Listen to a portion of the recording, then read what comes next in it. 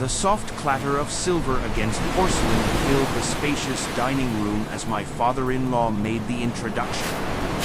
"This is James," he said, pride oddly lacing his tone. "He'll be ideal for your position at the company once you get laid off and divorce."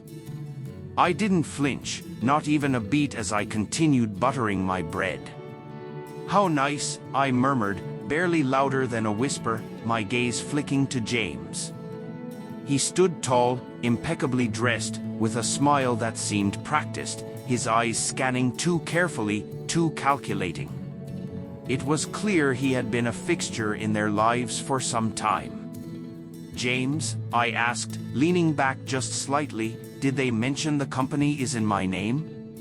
My casual glance swept to Gloria. Her fingers froze mid-air, clutching her wine glass. "And the prenup?" Her throat tightened, her face turned ghostly pale. Wine tipped and spilled, a dark stain spreading across the pristine tablecloth. My father-in-law faltered for a heartbeat before regaining composure. He started, but I cut him off. "How could I forget?" I said, eyes fixed on the puddle where her glass had fallen.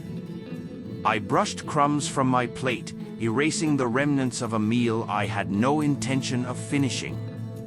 They had absolutely underestimated me. The truth settled deep, heavy, cold, pressing against my chest like ice. Gloria and I had been married nearly 10 years.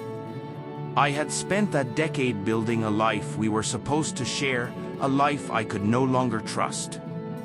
The warning signs had been there for months, small, seemingly insignificant, unnoticed by the rest of the world, but impossible for me to ignore.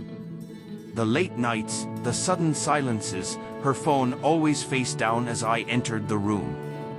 She drew the blanket higher when I reached for her, erecting invisible barriers. And then there was the unspoken tension, subtle yet omnipresent, lingering over every conversation, every interaction. At first, I questioned myself, chalked it up to paranoia, but the unease persisted.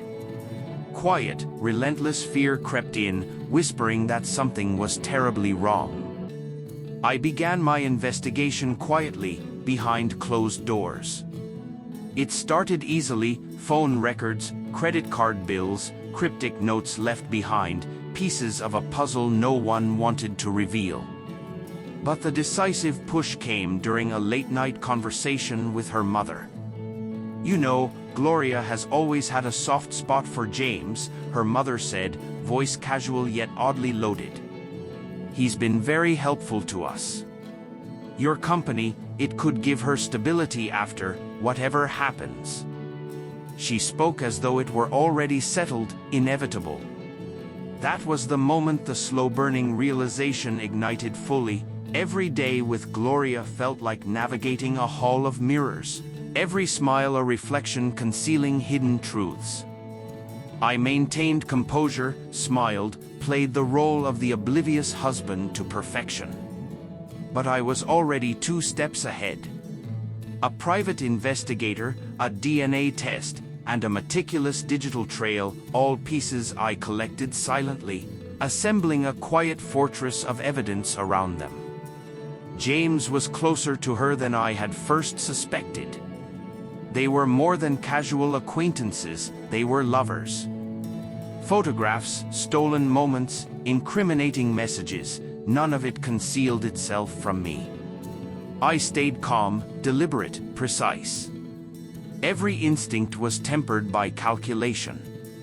No emotional outbursts, no dramatic confrontations. This wasn't their game, it was mine. And then, the day arrived when certainty replaced suspicion. I had the results in my hands. But I didn't reveal them immediately. I waited, allowing her to linger in the falsehood she had woven so carefully. We sat down for dinner once more. Gloria smiled, though the cracks were obvious, eyes darting, gaze avoiding mine, heartbeats that betrayed her attempts at composure. "How was your day?" she asked, voice light, forced. Fine, I replied, empty words masking the storm beneath. I sipped wine slowly, studying her, letting silence stretch like a taut wire between us. I have something for you, I said, sliding an envelope across the table. Her hand trembled as it hovered before grasping it. The truth now rested entirely in her hands. She opened it, eyes flickering across the paper, voice barely a whisper. "You knew?" she asked. Just slightly cracked, her voice betrayed a faint edge of panic. "I knew," I said, measured, detached, calm to the point of suffocation. Her gaze locked with mine, shock widening her eyes. "Why didn't you?" she began, but I interrupted, my voice cutting, ice in every syllable. "I wanted to see how long you'd keep lying." She flinched, hand covering her mouth, the catch of her breath almost delicious. "I knew about you and James," I stated, reclining slightly, composed. "I knew about the meetings, the texts, the lies." Her face crumpled, the woman I had once loved, trusted, reduced to disbelief and raw exposure. There was no anger, no pity, only the grim satisfaction of witnessing the mask fall. No shouting, no dramatic confrontation, only a quiet acknowledgement of truth. I rose, moving toward the door, pausing for a final glance. "You were never going to win, Gloria. You just didn't know it." Tears glimmered in her eyes, but I remained indifferent. It was over. I had already won.